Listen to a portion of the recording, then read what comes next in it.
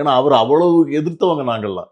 பிறகு என்ன அப்படின்னு கேட்டிங்கன்னா, அவர பொறுத்த வரைக்கும் திருநெல்வேலியில வந்து மெடிக்கல் காலேஜ் வந்துருச்சு. மெடிக்கல் காலேஜ் வந்த உடனே, அந்த இருந்த ஹெட் குவார்ட்டர்ஸ் ஹாஸ்பிட்டல் வந்து became the medical college hospital.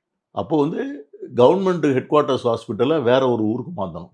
அப்போ பிஹெச் பாண்டியன் இருக்கிறாரு.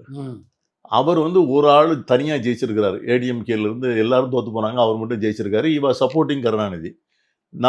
நாங்க ஜெயிச்சிருக்கிறோம். நான் வந்து அத தென்காசிக்கு வேணும்னு கேட்கிறேன்.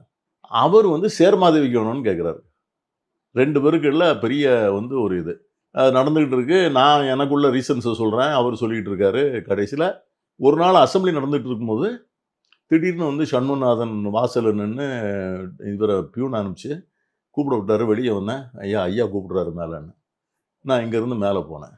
அப்போ போம்போது பார்த்தீங்கன்னா, அப்ப தான் தனியா அவர் மட்டும் ரூம்ல இருக்காரு. நான் போறேன். நான் ஒரு ஃபர்ஸ்ட் டைம் எம்எல்ஏ.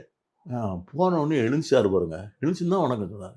எனக்கு உண்மையா அப்படியே எனக்கு ஏன்னா அவருடைய ஏஜ் என்ன என்னோட நான் ரொம்ப சீனியாரிட்டி. சொல்லிட்டு எனக்கு உண்மை நான் அப்புறம் ஒரு மீட்டிங்கில வந்து நான் வந்து சொன்னேன் அத. ஞாபகப்படுத்தினேன். நீங்க மாரி ஒண்ணு எழுந்துச்சீங்க. எனக்கு அன்னைய மறக்க முடியாது.